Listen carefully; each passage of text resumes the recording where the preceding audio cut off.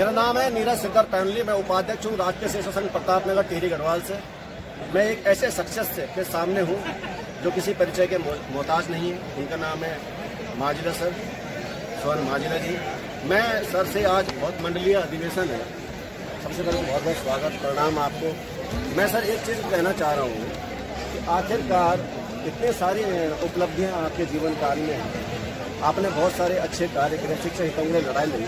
आपके संज्ञान में मैं ये चीज़ संज्ञान में एक बात डालना चाहता हूँ, कोई ऐसी 3 उपलब्धियाँ कि अगर स्वर्ण माजिदा नहीं होता तो कार्य नहीं हो पाता।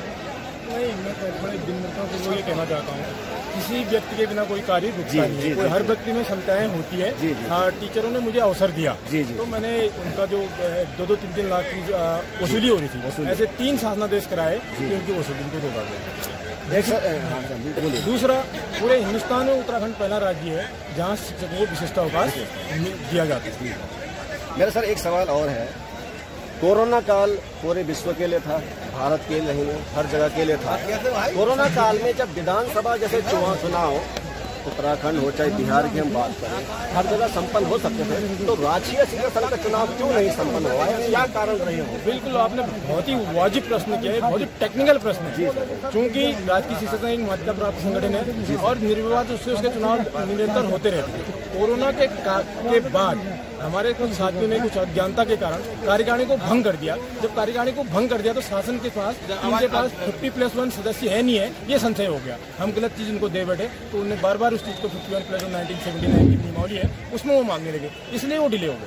एक सवाल सर मेरा ऐसा है, आज पूरा भारतवर्ष एनपीएस रूपी दर से तो ओपीएस के लिए क्या कोई कार्य योजना है हमारे शिक्षक साथियों के लिए? वो अगर मेरी आवाज ओपीएस के लिए हम लगातार है, क्योंकि पहला दुर्भाग्य तो ये है ओपीएस जैसा एक मुद्दा, क्योंकि मैं तो राष्ट्रीय शिक्षक संघ का महामंत्री हूँ, यहाँ कई समस्याएं कई संवर्ग है, ओपीएस सबकी मांग है। मेरा बार बार मैं मंचों से भी कहता हूँ, निवेदन है कि आप एक छत्र के तवे लड़िए। मैं सौभाग्य से पूरे अखिल भारतीय शिक्षक संगठन का संगठन मंत्री भी हूँ। अभी हैदराबाद में 27 तारीख को मेरी बैठक है, उस एजेंडे में हमने इसमें रखा है, जल्दी इस एजेंडे में इसको रखेंगे और प्रदेश में भी दोनों संगठन में जहाँ जहाँ होता है उस विषय में तो जाता है। मेरे से जो भी सहयोग होगा तन मन और धन। मैं ज्यादा समय नहीं लूंगा। इतने सारी बुलंदियां छोड़ने के बावजूद भी आखिरकार संगठन में इतना विकराल एक्चुअली हम संगठन को सिर्फ चुनाव समझते हैं, इस कारण से दिक्कतें हो रही हैं। 24 चुनावी मूड चुनाव के साथ साथ शैक्षणिक गतिविधियाँ, स्कूलों में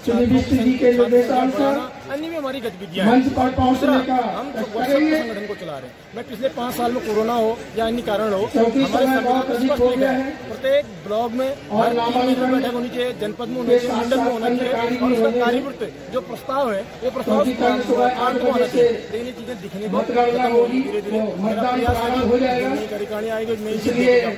सर एक आखिरी सवाल है, हम शिक्षक साथी भले कोई 4600 ग्रेड पे, 4200, 4800, 7600, 5400, कई ग्रेड 6600, कई सारे ग्रेड पे को हम लाभान्वित, लेकिन हम शिक्षक संगठन में चाहे वो 20 रुपए हो, 30 रुपए हो, 50 रुपए हो, हम शुल्क जमा करते हैं। क्या इसका कोई आय व्यय का कोई हिसाब रखा जाता है?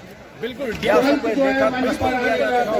मैं अपनी बात कहता हूँ, पूरे साल में शिक्षक संघ में 100 रुपया लिया जाता है और वो 5 स्तरों का होता है। 20 रुपया विद्यालय का होता है, 20 रुपया ब्लॉक का होता है, 20 रुपया जनपद का होता है, 20 रुपया मंडल का होता है, 20 रुपया प्रांत का होता है।